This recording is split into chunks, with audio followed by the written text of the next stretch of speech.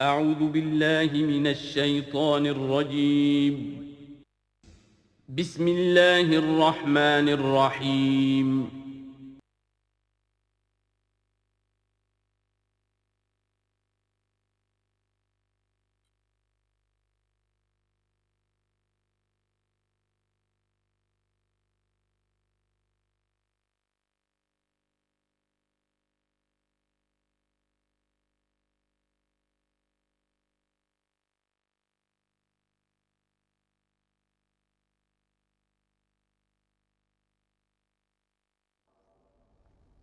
الحمد للہ وکفیٰ والصلاة والسلام علی عبادہ الذین اصطفیٰ،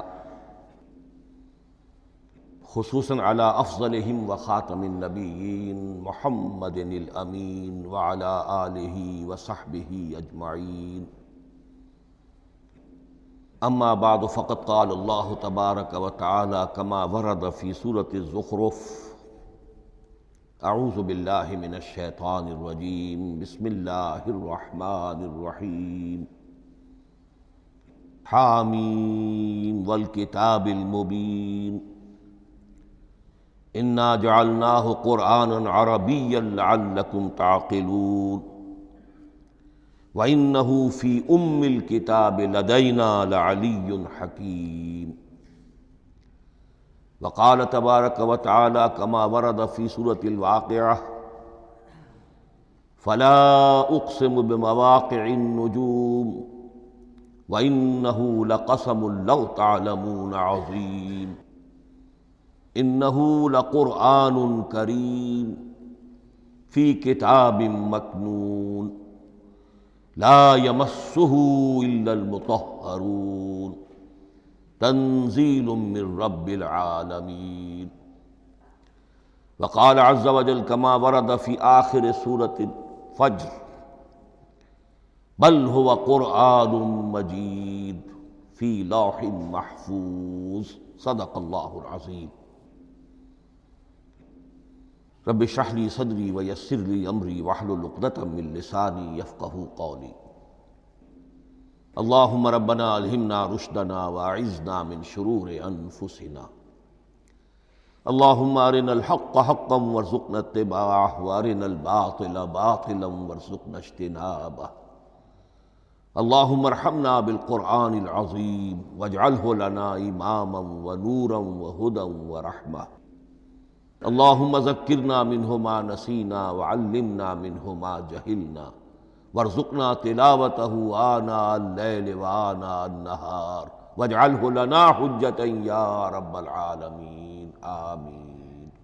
تعارف قرآن کے ضمن میں سب سے پہلی بات جو سمجھنے کی ہے وہ یہ کہ قرآن مجید کے بارے میں ہمارا اجمالی عقیدہ کیا ہے. یہ 3 جملوں پر مشتمل ہو سکتا ہے. ہمارے نزدیک قرآن اللہ کا کلام ہے جو محمد الرسول اللہ صلی اللہ علیہ وسلم پر نازل ہوا. اور تیسرے یہ کہ یہ مکمل محفوظ شکل میں موجود ہے بنوعاً، اس میں نہ کوئی تحریف ہوئی ہے نہ کوئی تبدیلی ہوئی ہے. یہ کم سے کم 3 اجزاء ہیں ہمارے عقیدے کے قرآن مجید کے بارے میں.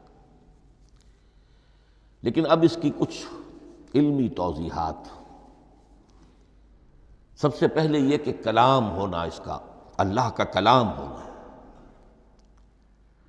اس لیے کہ آپ کے علم میں ہے کہ تورات جو حضرت موسیٰ علیہ السلام کو دی گئی تھی وہ لکھی ہوئی شکل میں پتھر کی تختیوں پر لکھی ہوئی صورت میں دی گئی تھی، اور قرآن مجید کی تنزیل جو محمد رسول اللہ صلی اللہ علیہ وسلم پر ہوئی ہے وہ ایک مختلف صورت میں ہوئی ہے.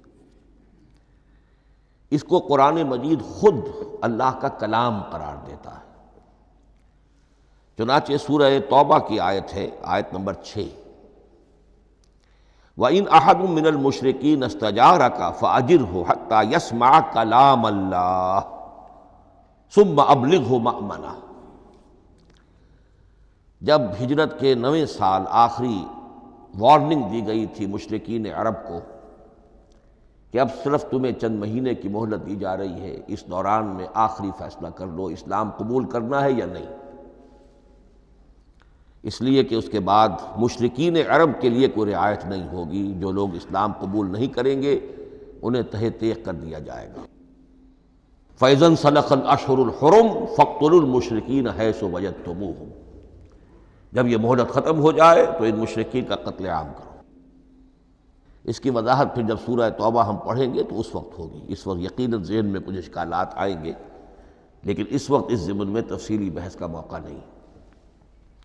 اب اس میں ایک استثناء رکھا گیا کہ ایک مشرک ہے، وہ چاہتا ہے کہ اتنا بڑا چیلنج جو ہمیں دے دیا گیا تو ہمیں موقع دیا جائے کہ ہم آئیں، آپ کے پاس بیٹھیں، کچھ دن رہیں، اللہ کا کلام سنیں، آپ کیا بات منوانا چاہتے ہیں، اس کے لیے کیا دلائل ہیں، اس کو اچھی طرح سمجھیں، اس کا ہمیں موقع ہونا چاہیے۔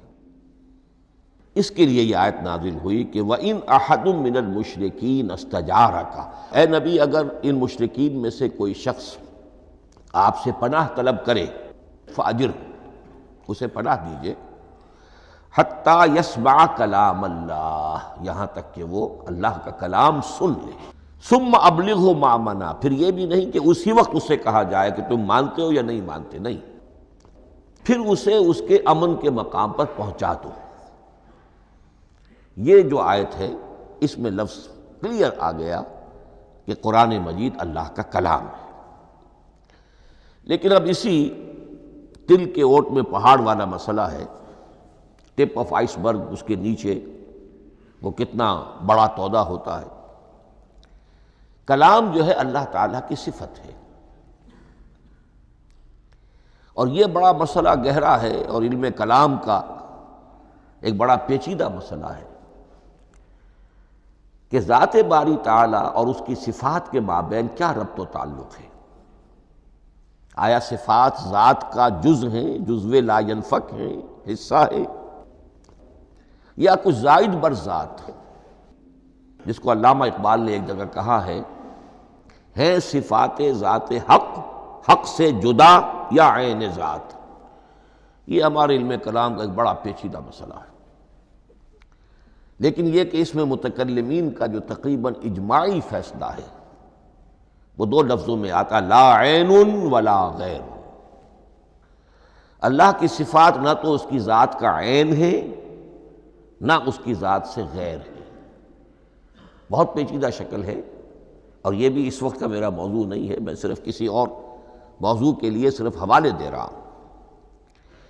بہرحال قرآن مجید کا جو تعلق ہے ذات باری تعالیٰ کے ساتھ، وہ اس مسئلے سے بخوبی واضح ہو جاتا ہے کہ چونکہ یہ اللہ تعالیٰ کی صفت ہے، اور صفت کو ہم یہ نہیں کہہ سکتے کہ وہ ذات باری تعالیٰ سے جدا ہے، یہ بھی نہیں کہہ سکتے کہ اس کی ذات کا جزو لا ینفک ہے، کچھ اسی طرح کا تعلق ہے قرآن مجید کا ذات باری تعالیٰ کے ساتھ۔ لیکن یہ مسئلہ قرآن مجید میں خود بیان ہوا، اور سورہ حشر کی آیت میں تو یہ فرمایا گیا، اللہ تعالیٰ نے اپنے اس کلام کی عظمت کو یوں بیان کیا، وہ عظمت کما ہیا، جیسے کہ وہ فی الواقع ہے، اور جس کا کہ گویا کہ پورا ادراک ہمارے لیے اپنی بہت سی محدودیتوں کی وجہ سے ممکن نہیں ہے، لیکن ایک تمثیل کے پیرائے میں سمجھایا، لو انزلنا ھذا القرآن علی جبل لرأیتہ خاشعا متصدعا من خشیۃ اللہ وتلک الامثال نضربها للناس لعلهم یتفکرون۔ اگر ہم نے اس قرآن کو کسی پہاڑ پر اتار دیا ہوتا تو تم دیکھتے کہ وہ دب جاتا اور پھٹ جاتا اللہ کے خوف سے۔ اور یہ مثالیں ہیں جو ہم لوگوں کے لیے بیان کرتے ہیں تاکہ وہ غور کریں، تدبر کریں، سمجھیں۔ ما لا یدرک کلہ لا یترک کلہ، اگرچہ بتمام و کمال عظمت قرآن کا فہم ان کے لیے ممکن نہیں ہے، لیکن کسی درجے میں تو کچھ انعکاس اس کا ہو جائے، کچھ اندازہ ہو جائے، انسان اپنی ذہنی سطح کے اعتبار سے، اس کی مناسبت سے کسی درجے میں عظمت قرآن کا اندازہ کر لے، تو اللہ تعالیٰ کے ان الفاظ کو سامنے رکھے کہ لو انزلنا ھذا القرآن علی جبل لرأیتہ خاشعا متصدعا من خشیۃ اللہ۔ اب اس آیت کو سمجھنے کے لیے سورہ اعراف کی آیت نمبر 143 کو سمجھنا ہوگا، اسی اصول کے تحت کہ القرآن یفسر بعضہ بعضا، قرآن کا ایک حصہ دوسرے حصے کی تشریح کرتا ہے۔ وہاں یہ واقعہ بیان ہوا ہے کہ حضرت موسیٰ علیہ السلام کو جب اللہ تعالیٰ نے کوہ طور پر طلب فرمایا 30 راتوں کے لیے، جس میں بعد میں 10 کا اضافہ کر کے وہ ایک 40 رات کا ایک کورس بنا، دن رات، اس موقع پر جو مخاطبہ الہی، مکالمہ الہی سے مشرف ہوئے حضرت موسیٰ علیہ السلام، تو ان کی آتش شوق بھڑکی اور انہوں نے بڑی جرأت کر کے یہ درخواست کر دی، رب ارنی انظر الیک، پروردگار مجھے اپنا دیدار بھی عطا فرما، مجھے موقع عنایت فرما، میں تجھے دیکھ سکوں۔ یہ ان کی وہ آتش شوق کا مسئلہ ہے، لیکن جواب کیا ملا؟ لن ترانی، تو مجھے ہرگز نہیں دیکھ سکتے، ولیکن انظر الی الجبل فإن استقر مکانہ فسوف ترانی۔ لیکن ظاہر بات ہے کہ حضرت موسیٰ علیہ السلام کو بات سمجھانے کے لیے کچھ مشاہدہ بھی کرانا تھا۔ فرمایا تم مجھے نہیں دیکھ سکتے، البتہ اس سامنے کے پہاڑ پر نگاہ جماؤ، ہم اس پر اپنی ایک تجلی ڈالیں گے۔ یہ اگلی الفاظ کے اندر وضاحت ہے، میں یہاں پہلے سے بیان کر رہا ہوں سمجھانے کے لیے۔ اگر وہ پہاڑ ہماری اس تجلی کو، تجلی کسے کہتے ہیں؟ جلا، روشنی، تو اللہ تعالیٰ کی طرف سے کوئی خاص اس کے نور کا جب پرتو ہوتا ہے کسی شے پر تو وہ اس کی تجلی ہے۔ ہم اپنی ایک تجلی اس پہاڑ پر ڈالیں گے، اگر وہ اس کو جھیل جائے، اپنی جگہ کھڑا رہ جائے، تو تم سمجھنا کہ شاید تم بھی ہمیں دیکھ سکو۔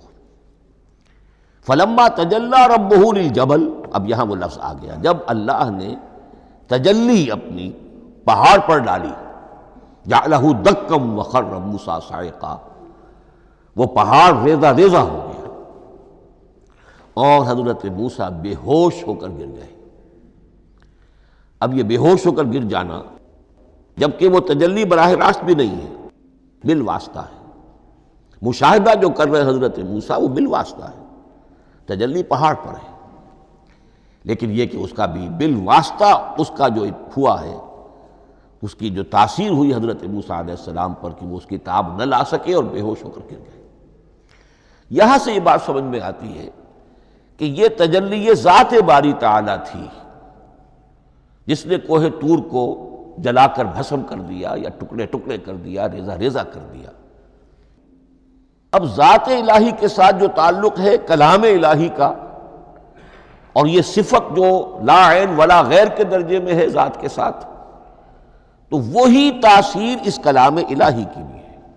لو انزلنا هذا القرآن على جبل لرأيته خاشعا متصدعا من خشية الله وتلك الامثال نضربها للناس لعلهم يتفكرون۔ اس حقیقت کو اس دور میں میں اپنے مطالعے کی محدودیت کا اعتراف کرتے ہوئے عرض کر رہا ہوں کہ میرے نزدیک جس قدر پرشکوہ انداز میں علامہ اقبال نے بیان کیا ہے اسی کیفیت کو وہ شاید اس کی کوئی مثال نہ مل سکے۔ فاش گویم آنچ در دل مضمرست، یہ کتابیں نیست چیزیں دیگر است، میں صاف ہی کہہ دیتا ہوں جو میرے دل میں چھپی ہوئی بات ہے۔ فاش گویم آنچ در دل مضمرست، یہ کتابیں نیست، اس قرآن کو کتاب نہ سمجھنا، یہ کچھ اور شے ہے، چیزیں دیگر است۔ اب وہ چیزیں دیگر کیا ہے؟ وہی جو میں نے عرض کیا، ذات باری تعالیٰ اور کلام کا صفت باری تعالیٰ ہونا، اس کے بنا پر جو مناسبت ہے، جو قرب ہے، جو مشابہت ہے۔ مثل حق پنہاؤ ہم پیداستو، زندہ و پائندہ و گویاستو۔ اس کلام میں اللہ تعالیٰ کی ساری صفات کا انعکاس موجود ہے۔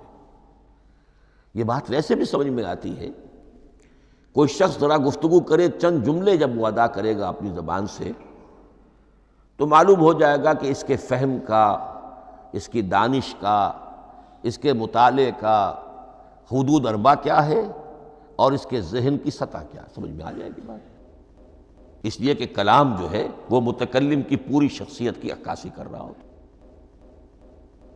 تانت بازی راگ پایا، چند جملے کسی نے کہا، پتہ چل گیا کہ یہ کس سطح کے آدمی ہیں، علمی اعتبار سے، معلوماتی اعتبار سے، تہذیبی اعتبار سے، کلچرڈ ہیں یا نہیں ہیں۔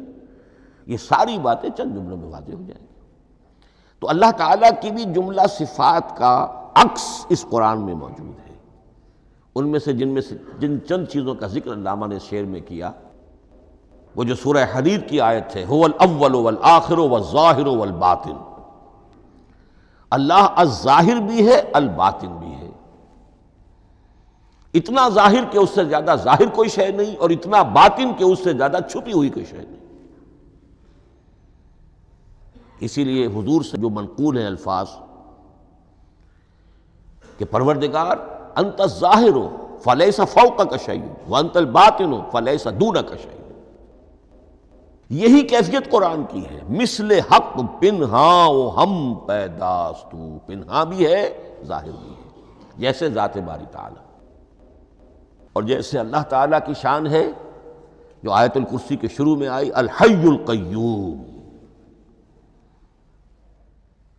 مثل حق پنہاں و ہم پیداستو، زندہ و پائندہ و گویاستو۔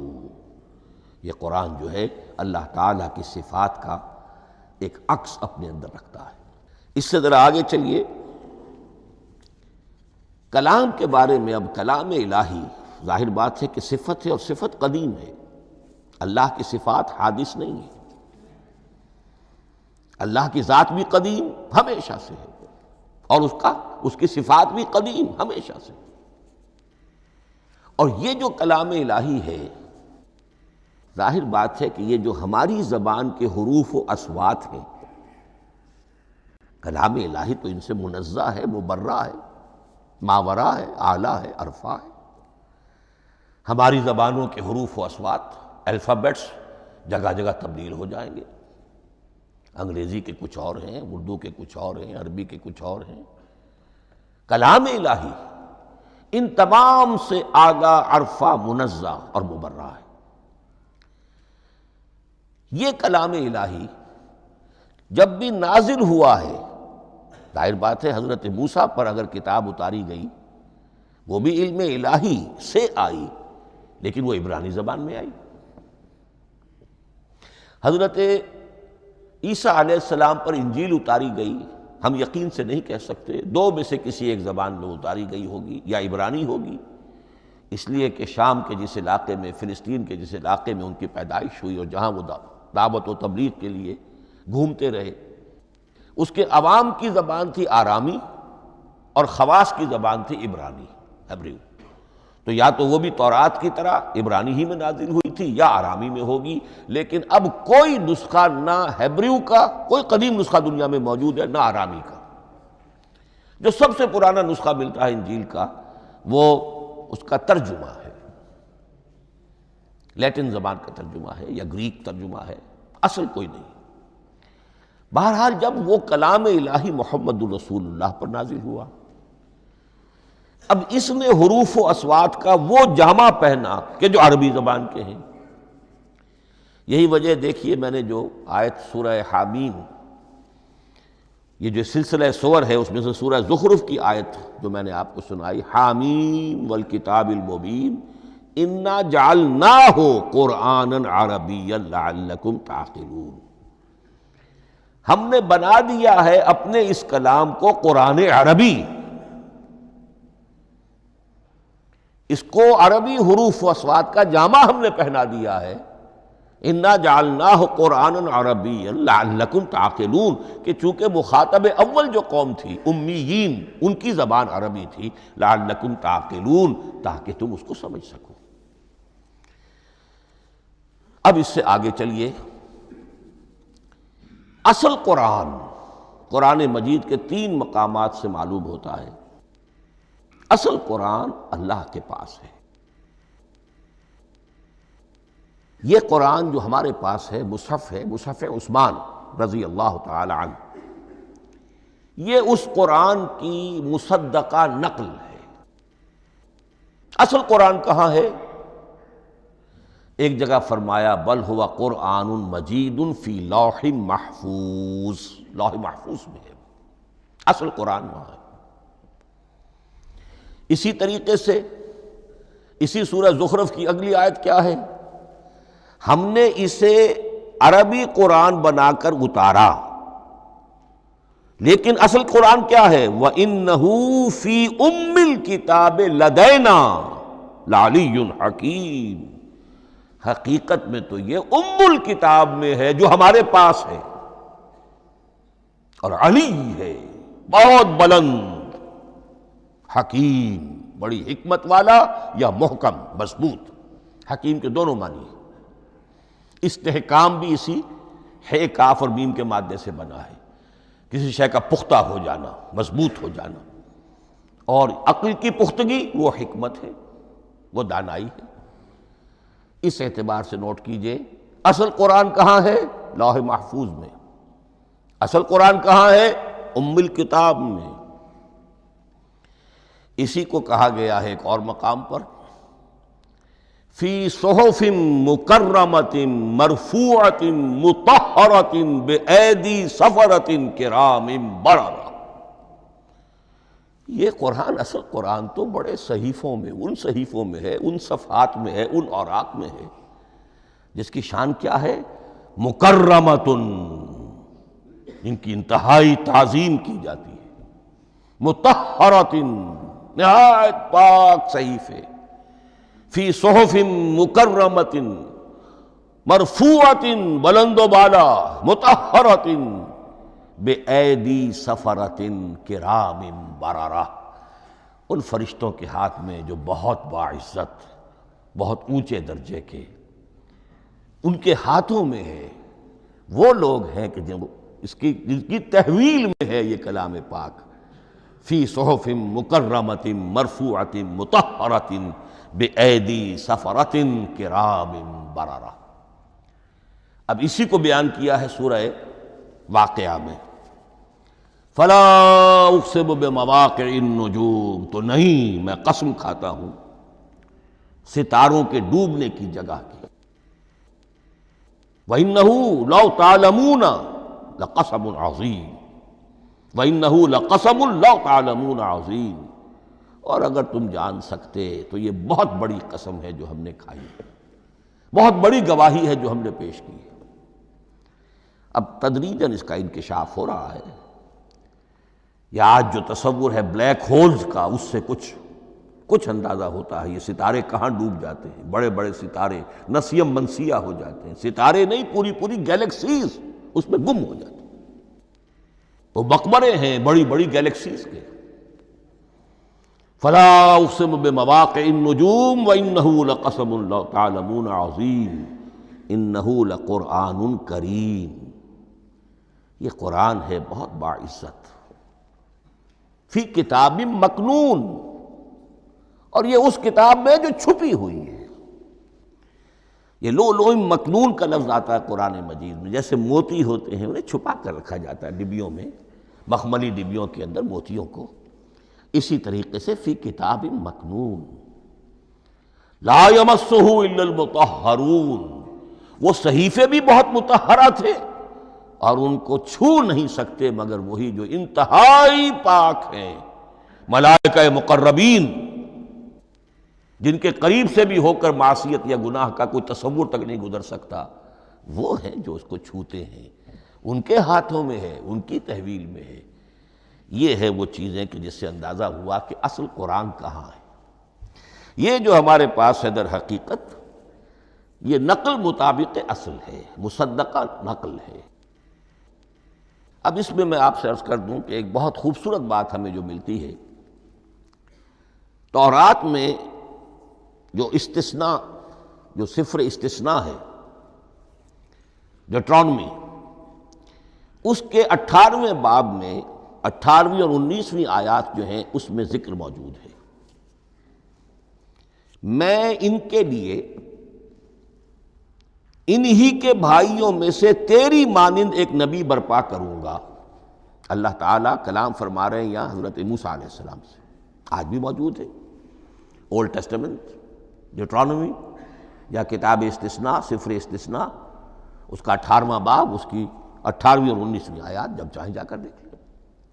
میں ان کے لیے ان کے بھائیوں ہی میں سے تیری مانند ایک رسول اٹھاؤں گا، میں ان کے لیے انہی کے بھائیوں میں سے تیری مانند ایک نبی برپا کروں گا اور اپنا کلام اس کے منہ میں ڈالوں گا، اور جو کچھ میں اس سے کہوں گا وہی وہ ان سے کہے گا۔ یہ ہے جو پیشین گوئی ہے محمد الرسول اللہ صلی اللہ علیہ وسلم کی۔ اور یہاں وہ فرق واضح کر دیا گیا، اے موسیٰ تم سے تو یا تو ہم نے کلام کیا ہے یا تمہیں جو کتاب دی ہے وہ لکھی ہوئی دی ہے، لیکن جو نبی تیری ہی مانند میں برپا کروں گا۔ اب اس میں بھی نوٹ کرنے کی بات ہے کہ حضرت موسیٰ کے مشابہ نبی اکرم صلی اللہ علیہ وسلم کے سوا کوئی نبی نہیں۔ صاحب کتاب وہ بھی تھے، صاحب کتاب محمد بھی ہیں، صاحب امت وہ بھی تھے، اور صاحب امت محمد رسول اللہ ہے تیری مانند۔ صاحب شریعت، حضرت عیسیٰ صاحب شریعت نہیں تھے، شریعت موسوی ہی کو نافذ کرنے کے لیے آئے تھے۔ ان کی حیثیت دین موسوی کے مجدد کی تھی، ویسے نبی تھے، اللہ کے فضل و کرم سے نبی تھے، اس میں کوئی شک نہیں، رسول تھے، لیکن یہ کہ ان کے کام کی نوعیت کیا تھی، اس لیے کہ کوئی نئی شریعت لے کر نہیں آئے۔ اب بھی انجیل میں الفاظ موجود ہیں، don't think I have come to destroy law, the mosaic law جسے یہ کہتے ہیں، شریعت موسوی، وہ تم پر نافذ رہے گی، تم اس کی پابندی کرو گے، چونکہ صاحب شریعت رسول یا موسیٰ یا محمد صلی اللہ علیہ وسلم علیہ الصلوۃ والسلام۔ تو میں ان کے بھائیوں میں سے، اب بھائی کون ہوں گے؟ ظاہر بات ہے بنی اسرائیل، ان کے کزنز کون ہیں؟ بنی اسماعیل۔ بنی اسرائیلی تو جو بھی نبی ہے وہ انہی میں سے ہے، ان کے بھائیوں میں سے، تو بھائی تو ہوگا، ان کا کزن ہوگا، اب وہ کون ہے؟ بنی اسماعیل۔ تو ان کے بھائیوں میں سے گویا کہ غیر اسرائیلی جو ان کے قریب ترین قرابت دار ہوں گے وہ بنو اسماعیل ہیں۔ تیرے مانند صاحب شریعت نبی میں برپا کروں گا، لیکن اس پر جو میرا کلام اترے گا وہ کس شکل میں اترے گا؟ میں اپنا کلام اس کے منہ میں ڈالوں گا، اور پھر وہ جو کچھ کہے گا وہ وہی کہے گا جو میں نے کہا ہے۔ اب اس کے حوالے سے ایک بہت اہم بات سمجھ لیجئے، اور قرآن مجید کے دو اہم مقامات کی وضاحت اس سے ہو جائے گی۔ یہ کلام اللہ، قرآن مجید میں اس کو قول جبرائیل بھی کہا گیا ہے۔ کلام اللہ حضرت جبرائیل کے ذریعے سے جب ادا ہوا ہے تو قول جبرائیل ہے، اور پھر جب وہ محمد الرسول اللہ کی زبانی ادا ہوا تو قول رسول ہے، قول محمد ہے صلی اللہ علیہ وسلم۔ یہ قول اللہ بھی ہے، قول جبرائیل بھی ہے، اور قول محمد بھی ہے بیک وقت۔ یہ بات دیکھیے سورۃ تکویر، اذا الشمس کورت، انہ لقول رسول کریم ذی قوت عند ذی العرش مکین مطاع ثم امین وما صاحبکم بمجنون۔ یہ یہاں پر حضرت جبرائیل کا ذکر ہو رہا ہے۔ وما ہوا بقول شیطان الرجیم، محمد تک اس قرآن کو لانے والا تو وہ بلند پائے کا فرشتہ ہے، یہ کوئی شیطان رجیم نہیں ہے، اس لیے کہ مکے والوں نے کہہ دیا تھا ہو سکتا ہے کوئی بدروح آئی ہو محمد پر، اور اس بدروح نے کوئی الٹی سیدھی بات سکھا دی ہو، نہیں۔ انہ لقول رسول کریم، یہاں رسول کریم کون ہے؟ حضرت جبرائیل۔ انہ لقول رسول کریم ذی قوت عند ذی العرش مکین، بڑی قوت والا اور جس کا بڑا اونچا مقام اور مرتبہ ہے عرش والے کے قریب۔ ذی قوت عند ذی العرش مکین مطاع ثم امین، وہ فرشتوں کے مطاع ہیں، فرشتے ان کی اطاعت کرتے ہیں، فرشتوں کے سردار ہیں، اور پھر ساتھ ہی پورے امین ہیں، جبرائیل امین، یہ ہم لفظ استعمال کرتے ہیں۔ اور اس کے بعد آگے جا کے فرمایا وما ہوا بقول شیطان الرجیم، یہ کسی شیطان رجیم کا قول نہیں ہے۔ اب یہاں اس سورہ تکویر میں قرآن کو قول جبرائیل قرار دیا گیا، لیکن سورۃ الحاقہ میں چلیے، اس کے آخر میں آتا ہے انہ لقول رسول کریم وما ہوا بقول شاعر قلیلا ما تؤمنون ولا بقول کاہن قلیلا ما تذکرون تنزیل من رب العالمین۔ یہاں اب رسول کریم سے مراد محمد الرسول اللہ صلی اللہ علیہ وسلم۔ یہ کسی شاعر کا قول نہیں ہے، کسی کاہن کا قول نہیں ہے، یعنی جس کے زبانی یہ قرآن لوگوں کے سامنے آ رہا ہے۔ جبرائیل کا قول ہو کر تو محمد پر نازل ہوا صلی اللہ علیہ وسلم، لیکن اب لوگوں کے سامنے وہ قول محمد بن کر آ رہا۔ انہ لقول رسول کریم وما ہوا بقول شاعر قلیلا ما تؤمنون ولا بقول کاہن قلیلا ما تذکرون تنزیل من رب العالمین۔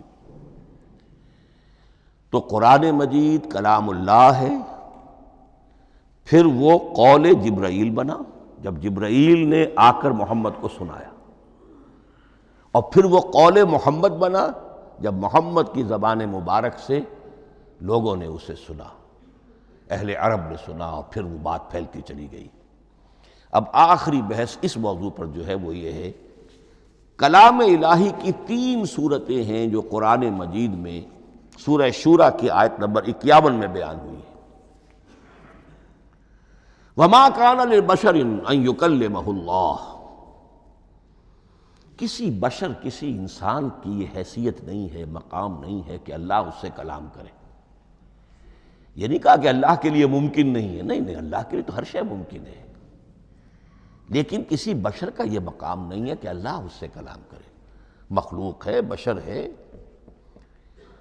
ما کان لبشر ان یکلمہ اللہ الا اب 3 شکلیں آئیں، الا وحیا او من وراء حجاب او یرسل رسولا فیوحی باذنہ ما یشاء انہ علی حکیم۔ 3 صورتیں ہیں کلام الہی کی۔ یا تو براہ راست اللہ وحی کرتا ہے بغیر کسی فرشتے کی درمیان میں ذریعہ بنائے ہوئے، اسی کا نام الہام ہے، اسی کا نام تحدیث ہے۔ یہ غیر نبی کے ساتھ بھی ہوتا ہے۔ حضور نے فرمایا ہر نبی کی امت میں محدث ہوتے تھے جن سے اللہ کلام کرتا تھا، اور میری امت کا محدث عمر ہے رضی اللہ تعالی عنہ۔ محدث، محدث نہیں، محدث کے معنی ہے علم حدیث کا ماہر۔ امام بخاری محدث ہیں، امام مسلم محدث ہیں۔ محدث تحدیث سے مفعول بنا، جس سے بات کی جاتی ہے۔ محدث، اللہ بات کرتا ہے، اللہ دل میں ڈال دیتا ہے، القاء ہو جاتا ہے، الہام ہو جاتا ہے، کوئی فرشتہ درمیان میں نہیں، براہ راست۔ دوسری شکل کلام کی کیا ہے؟ او من وراء حجاب، یہ ہمارے علم کی حد تک صرف حضرت موسیٰ علیہ السلام کی شان ہے، استثنائی شان ہے۔ وَكَلَّمَ اللَّهُ مُوسَىٰ تَكْلِيمًا، اور موسیٰ کے ساتھ تو اللہ نے کلام فرمایا جیسے کہ کلام کیا جاتا ہے۔ فرق کیا تھا؟ من وراء حجاب، پردہ تھا، دیکھ نہیں سکتے تھے۔ تبھی تو ان کی وہ آتشی شوق بھڑکی تھی۔ کیا قیامت ہے کہ چلمن سے لگے بیٹھے ہیں، صاف چھپتے بھی نہیں، سامنے آتے بھی نہیں، کلام بھی فرما رہے ہیں، لیکن یہ کہ بات مجھے دیدار عطا کرنے کے لیے تیار نہیں۔ رب ارنی انظر الیک۔ لیکن یہ جو کلام ہے ہمارے علم کی حد تک براہ راست اس دنیا میں حضور سے ہوا ہے معراج کی شب، لیکن وہ 7ویں آسمان پر ہوا۔ اس دنیا میں ہمارے علم کی حد تک یہ کلام براہ راست من ورائے حجاب صرف حضرت موسیٰ علیہ السلام کی استثنائی شان ہے۔ اور تیسرا ہے او یرسل رسولا فیوحی باذنہ ما یشاء، یا تیسری صورت یہ کہ اللہ کسی پیغامبر کو بھیجتا ہے جو وحی کرتا ہے جو اللہ چاہتا ہے۔ یہ تیسری شکل ہے وحی کی۔ قرآن مجید اس تیسری شکل میں نازل ہوا ہے محمد الرسول اللہ صلی اللہ علیہ وسلم پر۔ حضور کو جو الہام ہو جاتے تھے، جو حضور کو القاء ہو جاتا تھا، جو آپ کے دل میں براہ راست اللہ کی طرف سے وحی آتی تھی، وہ قرآن میں شامل نہیں ہے۔ اگرچہ حضور کے خواب بھی سچے تھے، وہ بھی اللہ کی طرف سے ہوتے تھے، شیطان کی آمیزش نہیں ہو سکتی تھی، لیکن یہ بھی قرآن میں شامل نہیں ہے۔ قرآن میں شامل ہے تیسری قسم کی وحی، او یرسل رسولا، پھر ہم بھیجتے ہیں ایک پیغامبر کو فرشتوں میں سے، اللہ یستفی من الملائکۃ رسلا ومن الناس، اللہ چن لیتا ہے فرشتوں میں سے بھی اپنا پیغامبر اور انسانوں میں سے بھی۔ تو فرشتے کے ذریعے سے ایک فرشتہ جو اللہ سے لیتا ہے اور انسان رسول انسان تک پہنچا دیتا ہے۔ اب وہ رسول انسان، رسول بشر جو ہے وہ اپنے ہم نوع ہم جنس لوگوں کو پہنچاتا ہے۔ تو اللہ یستفی من الملائکۃ رسلا ومن الناس، یہاں وہی بات فرمائی، او یرسل رسولا فیوحی باذنہ ما یشاء، پھر وہ وحی کرتا ہے اللہ کے حکم سے جو اللہ چاہتا ہے۔ یہ کلام الہی کی یہ تیسری شکل ہے جو محمد الرسول اللہ صلی اللہ علیہ وسلم پر نازل ہوا، اور وہ ہے قرآن حکیم۔ اب ایک اور بحث جو علمی ہے وہ یہ ہے کہ حضور پر جو اس کا نزول ہوا اس کی کیفیات کیا تھی۔ دو الفاظ استعمال ہوتے ہیں، انزال بھی اور تنزیل بھی۔ ان دونوں میں فرق کیا ہے اس کو نوٹ کر لینا چاہیے۔ لغوی اعتبار سے جان لینا چاہیے، نزل ینزل کسی کا خود اترنا، نازل ہونا، اترنا۔ انزل ینزل دفعتاً اتار دینا، کسی اور نے کسی شے کو دفعتاً نیچے اتار دیا۔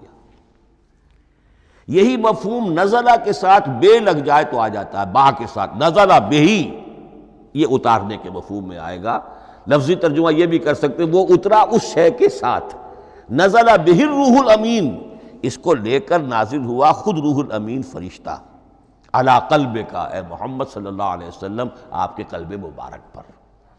تو نزلہ بے اور انزال اس کے معنی ایک ہی ہے، لیکن اگلا لفظ ہے تنزیل، نزل ینزل تنزیلا، اس کے معنی ہے رفتہ رفتہ، تدریجاً، نجمن نجمن، تھوڑا تھوڑا کر کے، وقفے وقفے سے اتارنا۔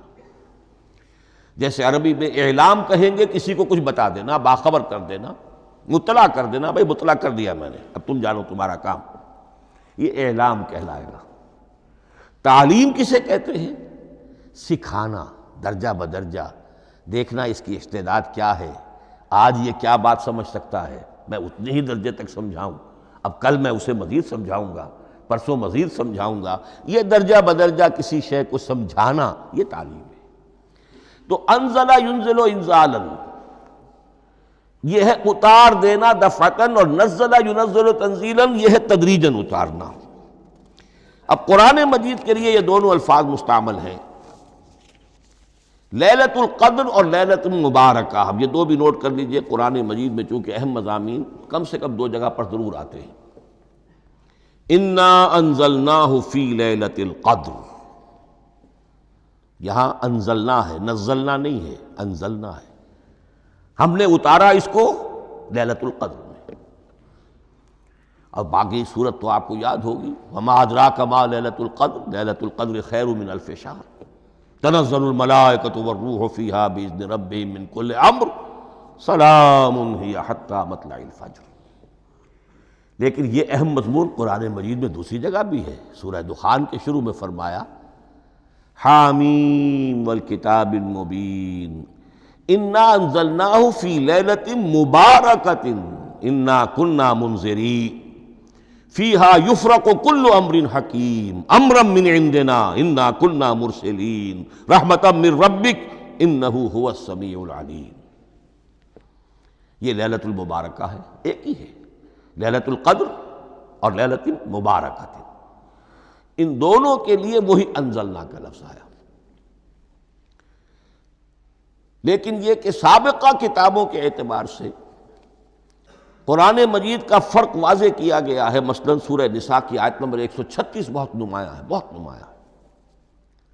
وہاں فرمایا گیا یا ایھا الذین آمنوا آمنوا باللہ ورسولہ والکتاب الذی نزل علی رسولہ والکتاب الذی انزل من قبل۔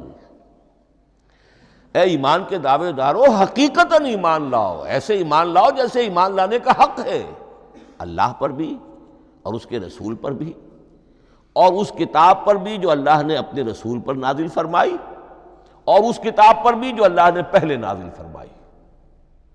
لیکن نازل کے لیے یہاں آیا حضور کے لیے والکتاب الذی نزل علی رسولہ، تنزیل کی شکل میں، اور تورات کے لیے والکتاب الذی انزل من قبل، وہ تو دفعۃ واحدا لکھی ہوئی تختیوں کی شکل میں حضرت موسیٰ علیہ السلام کو دے دی گئی تھی۔ تو یا ایھا الذین آمنوا آمنوا باللہ ورسولہ والکتاب الذی نزل علی رسولہ والکتاب الذی انزل من قبل۔ یہ جو تنزیل ہوئی ہے حضور پر، یعنی لیلۃ القدر میں جو رمضان مبارک میں ہے، پورا قرآن لوح محفوظ سے، کتاب مکنون سے، ام الکتاب سے نقل کر کے اتار دیا گیا سمائے دنیا تک۔ پہلا آسمان جسے ہم کہتے ہیں سمائے دنیا، وہ آسمان جو قریب ترین ہے دنیا کے، وہاں سے اب یہ درجہ بدرجہ تھوڑا تھوڑا چند آیتیں، چند سورتیں، پھر آیتیں، پھر سورتیں، یہ نازل ہوا محمد الرسول اللہ صلی اللہ علیہ وسلم پر۔ گویا کہ پہلا مرحلہ انزال کا ہے، پورا قرآن لوح محفوظ یا کتاب مکنون یا ام الکتاب سے نقل کر کے اتار دیا گیا سمائے دنیا تک۔ یہ ہے انزل ینزل انزالا، انا انزلناہ فی لیلۃ القدر انا انزلناہ فی لیلۃ مبارکہ۔ لیکن محمد الرسول اللہ پر یہ نازل ہوا اب تھوڑا تھوڑا، نجمن نجمن، درجہ بدرجہ، تدریجاً۔ یہ ہے تنزیل۔ اس تنزیل کی حکمت قرآن مجید میں بیان ہوئی ہے، اور اس اعتبار سے کہ اہل عرب نے، اہل مکہ نے اعتراض کیا تھا کہ یہ پورا قرآن تو نہیں محمد ایک ہی مرتبہ پیش کر دیتے صلی اللہ علیہ وسلم۔ اس میں جو چیز مضمر تھی وہ یہ تھی کہ چونکہ یہ حقیقت میں اللہ کا کلام نہیں ہے، یہ محمد کا اپنا کلام ہے، تو کوئی شاعر دنیا میں ایسا نہیں ہے جو ایک دم اپنا پورا دیوان دے دے۔ وہ تو ساری عمر میں تھوڑا تھوڑا، آج غزل کہی، کل قصیدہ کہا، پرسوں کچھ اور کہا، پھر وہ جمع ہوتا ہے تو وہ دیوان بنتا ہے۔ اسی طریقے سے تو یہ کر رہے ہیں۔ اگر یہ اللہ کا کلام ہوتا تو بیک وقت آ جاتا۔ یہ تو ذرا محنت کرتے ہیں، کچھ اس کے اندر اس کو اپنی محنت سے کوشش کر کے کچھ موضوع کرتے ہیں، کلمات، الفاظ، اور اس طریقے سے رفتہ رفتہ لے کر آ رہے ہیں۔ اس لیے ان کا اعتراض نقل ہوا ہے یہ وَقَالَ الَّذِينَ كَفَرُوا لَوْلَا نُزِّلَ عَلَيْهِ الْقُرْآنُ جُمْلَةً وَاحِدَةً، انہوں نے کیوں نہیں اترا یہ قرآن پورا کا پورا ایک ہی بار؟ یہ اعتراض تھا۔ اس اعتراض کے جو جوابات دیے گئے ہیں وہ نوٹ کیجئے کہ لوگوں کے حق میں یہ مفید ہے، یہ پورے قرآن کا تحمل ایک وقت میں کر نہیں سکتے۔ یہ پورا قرآن تو ایک ہی مرتبہ اگر پہاڑ پر بھی اتار دیا جاتا تو وہ پھٹ جاتا، دب جاتا۔ وَقُرْآنًا فَرَقْنَاهُ لِتَقْرَأَهُ عَلَى النَّاسِ عَلَى مُكْثٍ وَنَزَّلْنَاهُ تَنزِيلًا، سورہ بنی اسرائیل آیت 106۔ یہ وہ قرآن ہے جس نے ہم نے جس کو ٹکڑے ٹکڑے کر کے فرق نہ ہو، فرق توڑ دینا، تھوڑا تھوڑا کر کے ہم نے کر دیا، لِتَقْرَأَهُ عَلَى النَّاسِ عَلَى مُكْثٍ، تاکہ آپ اسے پڑھ کر سنائے لوگوں کو وقفے وقفے سے، تاکہ وہ سہار سکیں، سنبھال سکیں، برداشت کر سکیں۔ وَنَزَّلْنَاهُ تَنزِيلًا، اسی وجہ سے ہم نے اسے نازل کیا ہے بطرز تنزیل، بطرز انزال نہیں، بطرز تنزیل۔ وَقُرْآنًا فَرَقْنَاهُ لِتَقْرَأَهُ عَلَى النَّاسِ عَلَى مُكْثٍ وَنَزَّلْنَاهُ تَنزِيلًا۔ ایک حکمت تو ہو گئی عوام کے لیے، ایک حکمت خود رسول کے لیے صلی اللہ علیہ وسلم۔ كَذَلِكَ لِنُثَبِّتَ بِهِ فُؤَادَكَ وَرَتَّلْنَاهُ تَرْتِيلًا۔ اب ذرا نوٹ کیجئے، قلب محمدی کے لیے بھی اس پورے کلام کا ایک دم سہار آسان کام نہیں تھا۔ یہ اس لیے، یہ اسی سورہ الفرقان کی جو آیت کا میں نے ایک حصہ آپ کو سنا دیا تھا، اسی کے اندر اس کا جواب آیا ہے، اسی آیت میں، آیت نمبر 32 ہے یہ سورہ فرقان کی۔ وَقَالَ الَّذِينَ كَفَرُوا لَوْلَا نُزِّلَ عَلَيْهِ الْقُرْآنُ جُمْلَةً وَاحِدَةً، یہ اعتراض ہے۔ جواب کیا ہے؟ كَذَلِكَ لِنُثَبِّتَ بِهِ فُؤَادَكَ، ہم نے یہ اس لیے کیا ہے نبی کہ اس کے ذریعے سے آپ کے دل کو ٹھہراؤ اور جماؤ عطا کریں۔ یہ ایک دم اس کا اتر جانا، اِنَّا سَنُلْقِي عَلَيْكَ قَوْلًا ثَقِيلًا، بڑا بھاری بوجھ ہے، ناقابل برداشت ہے، تاکہ رفتہ رفتہ آپ کا دل، اس کے اندر تقویت بڑھتی چلی جائے، اس کے اندر اور اس کا تحمل جو ہے، اس کی صلاحیت بڑھتی چلی جائے۔ كَذَلِكَ لِنُثَبِّتَ بِهِ فُؤَادَكَ وَرَتَّلْنَاهُ تَرْتِيلًا، اسی لیے ہم نے تھوڑا تھوڑا کر کے نازل کیا ہے۔ ولا یاتونک بمثل الا جئناک بالحق واحسن تفسیرا، ساتھ ہی فرمایا کہ یہ لوگ جو بھی اعتراض کریں گے ہم اس کا جواب بھی اور بہترین تعویل بھی آپ کو دے دیں گے۔ اب اگلی بحث یہ ہے یہ قرآن کب اور کہاں نازل ہوا۔ یہ عام معلوماتی شے ہے، اس میں کوئی پیچیدگی نہیں ہے، لیکن اس کی اہمیت ہے بہت ضروری ہے، وہ میں انشاءاللہ اگلی بحث میں جب کہ قرآن کے سمجھنے کے جو اصول ہیں ان کو بیان کروں گا تو وضاحت سے بات آئے گی۔ یہ کہ یہ عام معلوماتی ایک ہمارے ذہن میں خاکہ رہنا چاہیے، زمان و مکان کا کیا رشتہ ہے قرآن کے ساتھ۔ قرآن نازل کب ہوا؟ ہمارا چونکہ عام طور پر جو معمول ہے، ہم تو جو کرسچین ایرا ہے اس کے حوالے سے ہمارے ذہن کے اندر سارا حساب کتاب ہے، تو سن 610 عیسوی سے لے کر 632 عیسوی تک شمسی حساب سے 22 سالوں میں قرآن نازل ہوا ہے۔ 571 حضور کی ولادت کا سال ہے، 571 عیسوی۔ 610 میں آپ 39 سال کے ہوئے، لیکن قمری حساب سے 40 کے ہو چکے۔ 610 میں قرآن کی تنزیل شروع ہوئی اور 632 میں آپ کا انتقال ہوا۔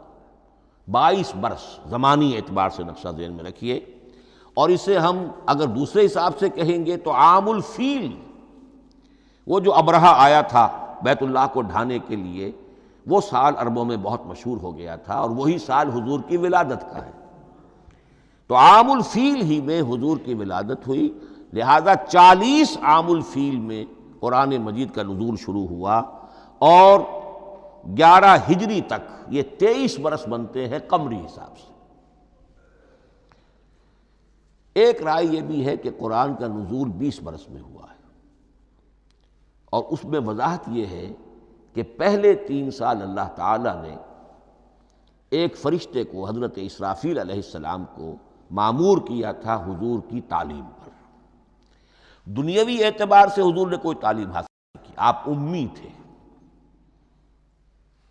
آپ نے دنیاوی اعتبار سے کسی کے سامنے زانو تلمس طے نہیں کیا، کہیں کوئی تعلیم حاصل نہیں کی، کہیں کوئی تحصیل علم نہیں کی، لیکن اللہ تعالیٰ نے علمہ شدید القوا، اللہ تعالیٰ نے جو کچھ انہیں سکھایا ہے، جو علم انہیں عطا کیا ہے، تو ایک روایت یہ ہے کہ 3 برس تک، اور اس کے بعد پھر قرآن نازل ہونا شروع ہوا تو 20 برس تک قرآن نازل ہوا۔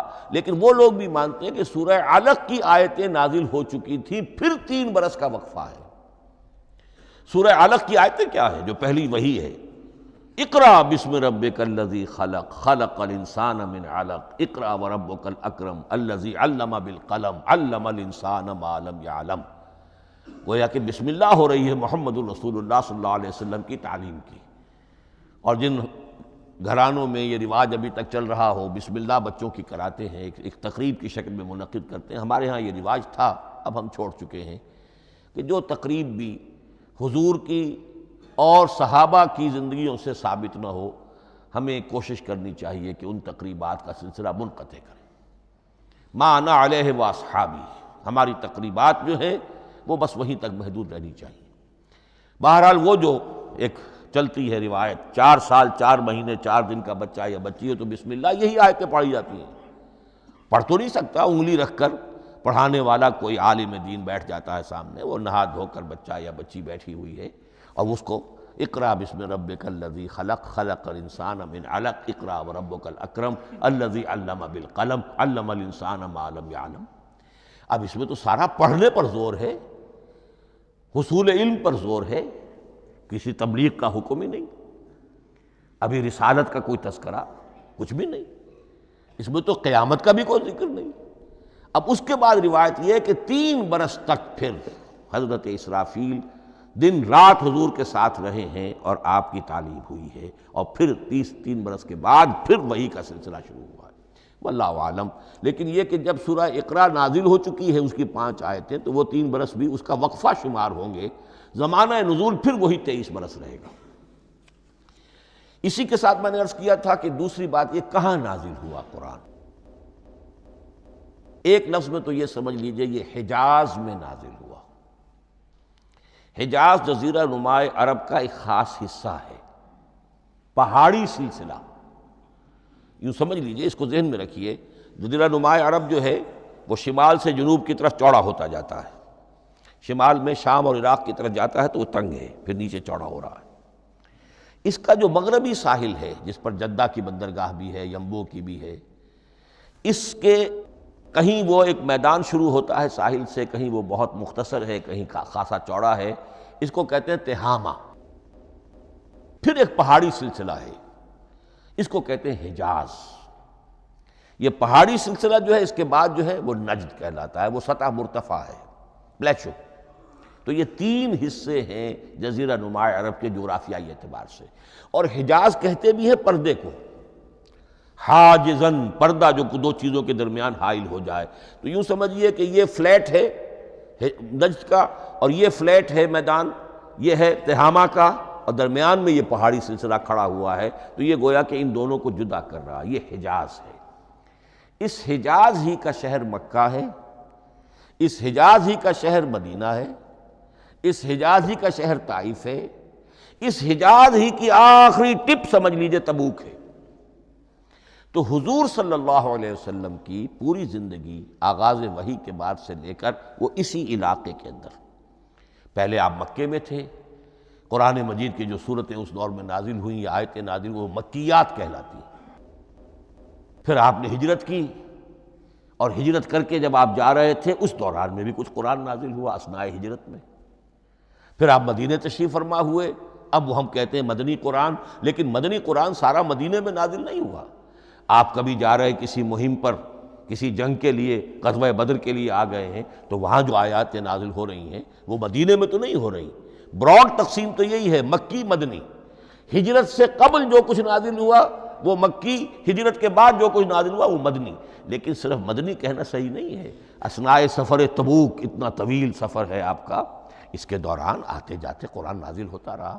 لیکن یہ بات نوٹ کر لیجئے کہ پورا قرآن حجاز ہی میں نازل ہوا ہے، یہ تمام شہر، یہ تمام علاقہ حجاز کہلاتا ہے۔ ایک اور بحث جو ہم اسی اپنی پہلی نشست میں مکمل انشاءاللہ کر لیں گے، وہ ہے محفوظیت قرآن کی بحث۔ میں نے عرض کیا تھا کہ تین چیزوں پر ہمارا عقیدہ مشتمل ہے۔ یہ اللہ کا کلام ہے، نمبر ایک، نازل ہوا محمد الرسول اللہ پر صلی اللہ علیہ وسلم، اسی لیے ہم نے کلام سے متعلق کچھ مباحث علمی گہرائی میں اتر کر وہ سمجھے، حضور پر اس کے نزول، انزال اور تنزیل کے مختلف مراحل کو سمجھا۔ اب اس کی محفوظیت کے اعتبار سے واقعہ یہ ہے کہ واحد کتاب ہے پوری دنیا میں، واحد کتاب جس کے بارے میں دشمن بھی تسلیم کرتے ہیں، چاہے وہ اسے اللہ کا کلام نہ مانے، لیکن یہ مانتے ہیں کہ بعین ہی وہ شے جو محمد نے اپنی امت کو دی تھی آج بھی امت کے پاس صحیح موجود ہے۔ ظاہر بات ہے اگر تو اسے اللہ کا کلام مانے، وہی مانے، تب تو مسلمان ہی ہو گئے۔ وہ تو یہی کہتے ہیں کہ بہرحال محمد نے چاہے خود لکھا، تصنیف کیا، جو بھی کچھ کیا، اس کو چھوڑ دیجئے، لیکن جو شے محمد نے اپنی امت کو دی تھی صلی اللہ علیہ وسلم، بعین ہی وہ شے موجود ہے۔ تو یہ محفوظیت قرآن کی جو ہے، جبکہ کوئی اور دنیا کی کتاب اس کی مدعی ہی نہیں۔ تورات والوں کا سرے سے یہ دعویٰ ہی نہیں ہے، وہ تورات تو گم ہو گئی تھی نبوکدنضر کے حملے کے وقت، اس کے بعد سے دنیا میں تورات کا وجود نہیں ہے، اور پھر 100 برس کے بعد اپنی یادداشتوں سے مرتب کی ہے یہ تورات جو آج ہمارے سامنے ہے۔ انجیل کا جیسا کہ میں عرض کر چکا ہوں، کوئی نسخہ جو ہے نہ عبرانی کا موجود ہے نہ آرامی زبان کا ہے، دنیا کی کوئی کتاب نہیں جو دعویٰ کر سکتی ہو۔ یہ قرآن جو شروع ہوتا ہے ذالک الکتاب لا ریب فیہ، یہ دعویٰ دنیا کی کسی اور کتاب نے خود کیا بھی نہیں۔ اس کی بھی جس قدر پرشکوہ الفاظ میں علامہ اقبال نے اس کی ترجمانی کی ہے، انہی کا حصہ ہے۔ حرف اورا ریب نئے، تبدیل نئے، آیاش شرمندہ تعویل نئے۔ اس قرآن کے کسی حرف میں کوئی تحریف ہو جانا نہیں، امکان ہی نہیں، قطعی طور پر کسی لفظ کا بدل دیا جانا نہیں، حرف اورا ریب نئے، تبدیل نئے۔ اس میں کسی کا شک پر مبنی ہونا نہیں، آیش شرمندہ تعویل نئے، اس کی آیت کوئی بھی ایسی نہیں جسے تروڑا مروڑا جا سکے، یہ اپنی حفاظت خود کرتی ہے۔ لا یاتیہ الباطل من بین یدیہ ولا من خلفہ، حامیم سجدہ کی آیت نمبر 42، اس پر باطل حملہ آور ہو ہی نہیں سکتا۔ انا نحن نزلنا الذکر وانا لہ لحافظون، ہم ہی نے یہ الذکر نازل کیا ہے اور ہم ہی اس کی حفاظت کرنے والے ہیں۔ جہاں تک پہلے ٹکڑے کا تعلق ہے اس آیت مبارکہ کا، اس میں تو تورات بھی آئے گی۔ تورات کس نے نازل کی؟ اللہ نے نازل کی۔ انجیل کس نے نازل کی؟ اللہ نے نازل کی۔ انا انزلنا التوراۃ فیہا ھدی ونور، یہ سورہ مائدہ میں الفاظ ہیں۔ انجیل کے بارے میں بھی ہم نے انجیل عطا کی عیسیٰ کو، فیہ ھدی ونور، لیکن یہ کہ انا نحن نزلنا الذکر، اس کو اس قدر تاکید کے ساتھ کہہ کر وَإِنَّا لَهُ لَحَافِظُونَ، اور ہم ہی اس کے محافظ ہیں۔ لیکن اس موضوع پر اہم ترین مقام جو ہے قرآن مجید کا، وہ سورہ قیامہ کی یہ آیات ہے، لا تحرک بہ لسانک لتعجل بہ۔ جب قرآن نازل ہوتا تھا حضور جلدی جلدی زبان کو حرکت دیتے تھے، یاد کر لیں، مبادا کہیں بھول جاؤں، مبادا کوئی لفظ جو ہے تبدیل ہو جائے۔ یہ مشقت جو آپ جھیل رہے تھے، اس سے اللہ نے روک دیا از راہ شفقت اور محبت۔ لا تحرک بہ لسانک لتعجل بہ ان علینا جمعہ وقرآنہ، ہمارے ذمے ہے اس کو جمع کر دینا، آپ کے سینے میں جمع کر دیں گے اس کو۔ اور صرف جمع کرنا نہیں، قرآن، ترتیب۔ قرآن ہوتا ہے پڑھا جاتا ترتیب سے، یعنی ترتیب نزولی۔ یہ بعد میں ہماری علیحدہ بحث بھی آئے گی کہ ترتیب نزولی اور ہے، ترتیب مصحف اور ہے، یہ ترتیب بھی ہم کروا دیں گے، یہ بھی ہمارے ذمے ہے۔ ان علینا جمعہ وقرآنہ فاذا قرأناہ فاتبع قرآنہ، پھر جب ہم جس ترتیب سے پھر آپ کو پڑھائیں اسی ترتیب کی پیروی کیجیے۔ یہ جو ہے کہ قرآن کا جمع اور تدوین، یہ بھی اللہ تعالیٰ نے اس کی ضمانت لی، اور اس کی ترتیب بھی اللہ تعالیٰ ہی کی ضمانت سے ہے۔ اس اعتبار سے محفوظیت قرآن کے یہ دونوں پہلو ہمارے سامنے رہنے چاہیے۔ بارک اللہ لی ولکم فی القرآن العظیم ونفعنی وإیاکم بالآیات والذکر الحکیم۔